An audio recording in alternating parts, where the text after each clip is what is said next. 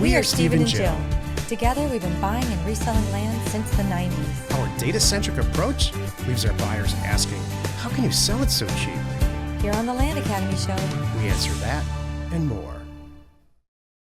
I'm Stephen Jack Butala. and I'm Jill DeWit, and this is the Land Academy Show. This is episode number 2090. Today, Tuesday, we're talking about how to flip a house without renovation in 2025 next year. Step two of 5. Today, we're talking about utilizing homeownership data to contact sellers who are going to sell their house to you. How do you know that, Jack? That sounds very, very optimistic on your part. If you detect any optimism in me or my personality, it's only because I've been doing something for so long that I've found out how it cannot work so many times. It works. I thought it was because you sit next to me. Yes. There we go. Yeah. Joe, you are the wind between my wings. Wind between. How does it go? Oh, is that right? I thought it was wind underneath. I don't know. Maybe it is wind beneath, not between. I wake up in the morning trying to please you. Between your wings or is your back? Oh, beneath. Beneath. Oh, no. I need a new relationship status. Seeking outside counsel. No, I don't know. What could another status be like? Self-reflection. Self-reflecting. Taking a break. Yeah. That's my, break. You know what? I want that. That could be taking a break or on a break. It could be your relationship status. Here we go. All week, we're talking about the 5 steps to flip a house without renovation in 2025. Each day on this show, we answer a question from our Land Academy member Discord forum and take a deep dive into land-related topics by your request. Okay, Aaron wrote, my take on what people sell their real estate for is that there are sellers with different motivations. There are some that will sell at very low prices and make the law of quarters concept work. This is a big topic in Discord. I see how this is the going. rule of quarters. Right. For whatever reason, they need to sell it now or just don't care. You caught them at the right time. There are many more that will sell at a price where you can make a profit, but they aren't as motivated. I'm not sure what the ratio is, but my sense it's like it's 1 or 2 out of 10 that are not price sensitive at all. So my experience is that most are the least somewhat price sensitive and in more heavily mailed areas tend to have higher expectations. Not always, though. Sometimes you get them at the right time and they'll sell cheap even after being bombed with mail for years. You can hold out for really low 25% buys, but it'll require more mail and you have to be really selective in the deals that you do. That's where Jill and I are. Mm-hmm. We hold out for great deals, send a ton of mail, and do the best ones. You'll be turning a lot of sellers down. You can send them to me. I might pay on assignment if I can make them work. That's cute. This is perfect and exactly right. You know, if you're hitting Nashville right now, I wish I wouldn't, but, run the numbers, run Jack's numbers. It may or may not be a good time, but you still might get somebody that says, you know what? The last 3 years, I've shredded every letter and now I need the dough. Let's talk about human nature for a second. Oh, goody. This is a compliment to you, and it's not like a silly compliment on the show. Okay. Since the day I met Jill, she has not really planned. She wakes up in the morning, and the day's not planned. She starts to have feelings in the morning, and she is unafraid of whatever happens that day. She could be going to bankruptcy court that day. And this is not, I'm just making something up here, and probably see something positive in it and have a good experience. And when she gets there, everybody's going to laugh and they're going to talk to her. That's true. I, on the other hand, and this is where this human nature comes in, I think most humans on this planet don't have that adventurous type of spirit. What I want to know is that's going to happen, that I want to see the end before it happens and make sure I get to the end. I want to know statistically when I put a mailer together, how many people are going to respond, how much money I'm going to make, what I need to do to make changes to be more successful. Mm-hmm. I want to plan it all out, look into the crystal ball, and have it manifest. So, Aaron, this is what you're saying. You and everybody on Discord about this topic of pricing and sellers and all of that.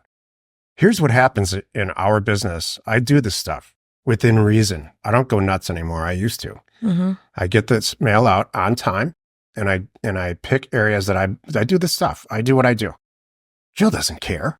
No. And that's the point to all this. She doesn't care. All she wants is a seller who owns some real estate to call her. Yep.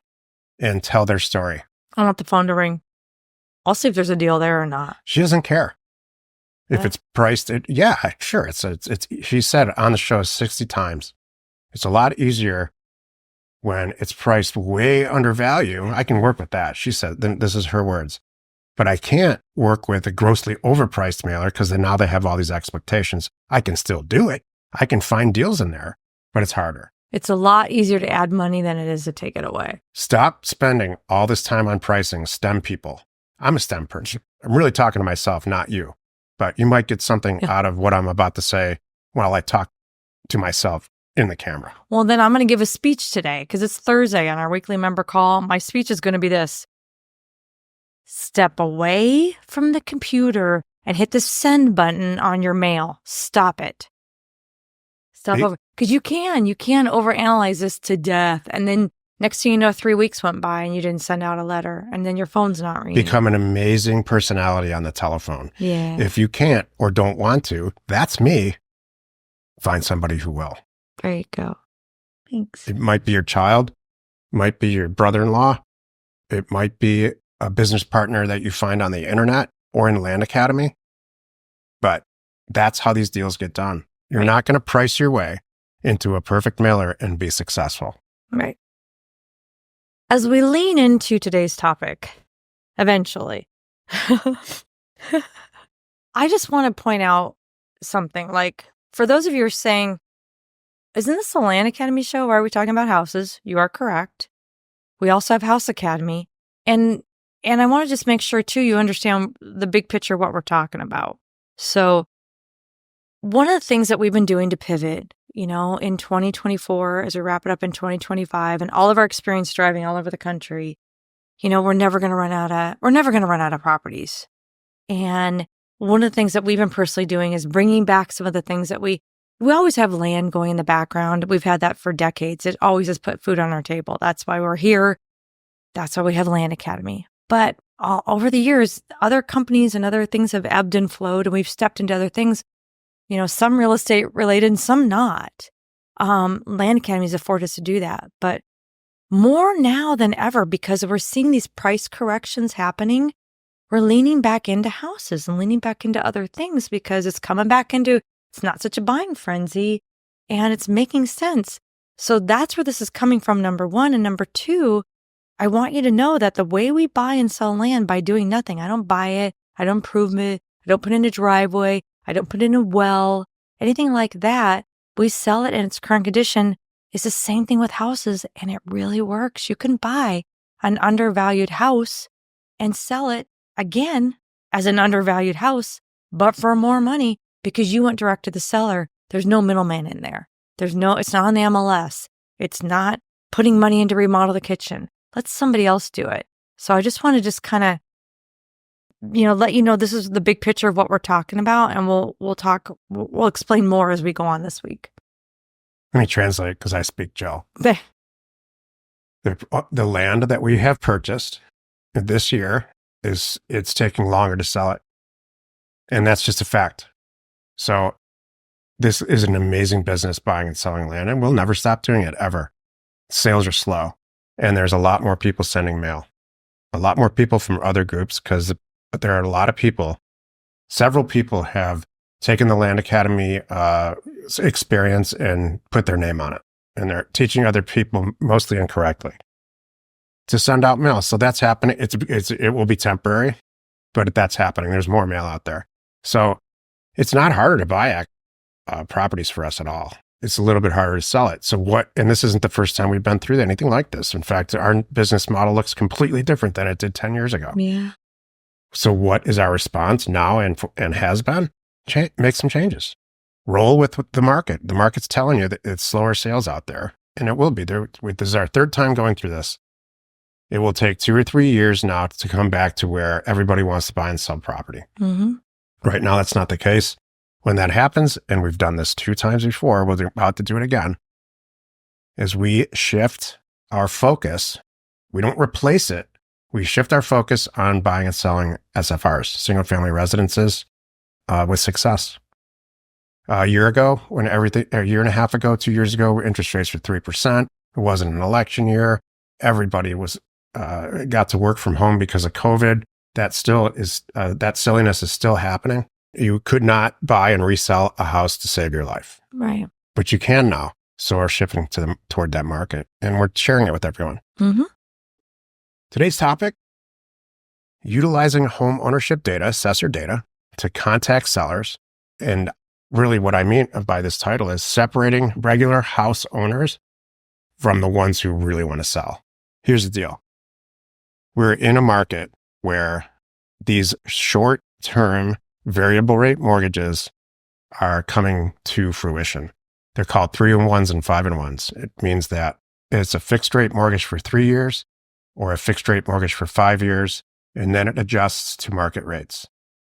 All that started to happen around 2020, between 2020 and 22, and here we are with the 3-in-1s coming to fruition. So a 3% mortgage will now be, depending on the terms of the agreement, mortgage of 6% mortgage or worse.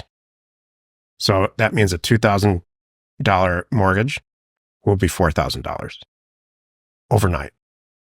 And so that's going to create, and hasn't kicked in yet for real, those people, an extremely high percentage of people who are going to experience, their reaction is going to be, I need to sell my house. I can't afford it. And so they need to hear from you before that kicks in, by you sending them a letter or having a service, or you yourself call them and say, this is going to happen. You can get mortgage data anywhere. So now you're separating the people who are going to sell their house with the people who are not.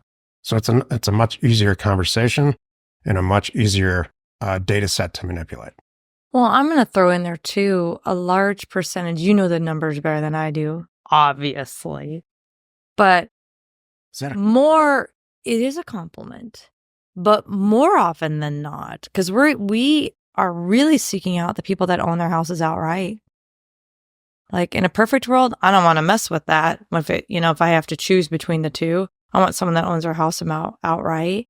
And there's so many of them that we buy from and sell from, and we don't have to deal with the bank or even that. But I think what you're saying too, I think that helps fuel frenzies sometimes. So I completely agree with you.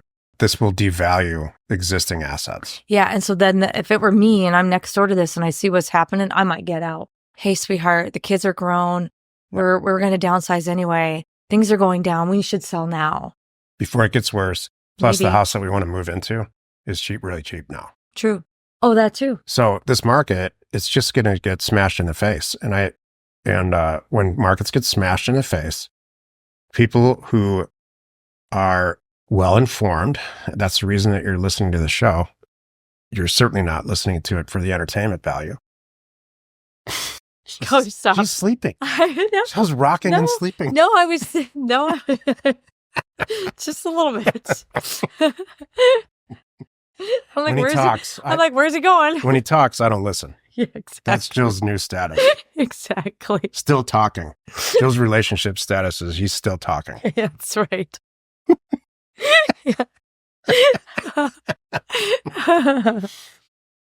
Look, we can get all crazy about it, but you got the sentiment. The SFR market nationally will be devalued between 20 and 40% next year. Well, is it going to crash? No. Is it going to be more acute or less acute on the market, each market dependent? Yes. Follow me here.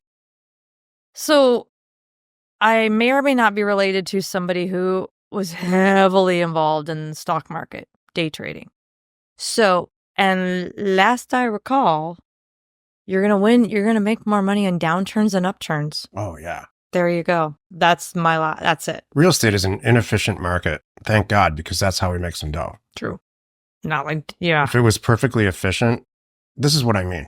The stock market, I believe, is it's an efficient market. If I have a share of stock, the stock's trading for $100, I have a share of stock and I want to sell it for $101, it's I don't have a choice about the number that I want to sell it in general. There's calls and puts and all kinds of stuff that can happen. But in general, market's going to buy what it perceives and it's going to do it pretty quickly. I can't buy, in general, a share of stock, a share of $100 stock that's trading for $100 value for $20. I just can't. No. In real estate, we can do that. It's an inefficient market. And that's what we choose to do. We don't buy a $100,000 house for $100,000 ever. No. That's so true. Take advantage of that. Yeah. Not only that, in the stock market in general, for laymen like us, we don't know what's going to happen tomorrow. There might be people who do. There probably are. But we don't know that. We do know what's going to happen next year with SFRs in the Southwestern market specifically. And the main thing today is step 2 is like, and you're not reaching out to everybody's got something on the MLS and scraping it and sending them offers. No, you're going a layer below that. What you're doing, and we can show you and help you, is you're utilizing assessor data to pick the areas that you want, to send the offers that you want to all those sellers. And they're just going to get an offer in the mail and we're going to create a deal. It's the same thing that we do with land. Join us tomorrow, Wednesday, where we talk about establishing a relationship with homeowners. So they got our offer. They're calling back. Some of them are mad. Some of them are happy. Some of them want to know what to do next. Jill's going to talk about establishing a relationship with that person so they get out of it what they expect. Exactly. You're not alone in your real estate ambition. We are Jack and Jill. Information and inspiration to buy undervalued property. We hope you found our content valuable and we appreciate your support. If you have not already, please check out our channel and hit the subscribe button. And your comments and suggestions help us to create the content you're here for. Hitting the like button helps to support our channel's algorithm and gauge your interest for future shows.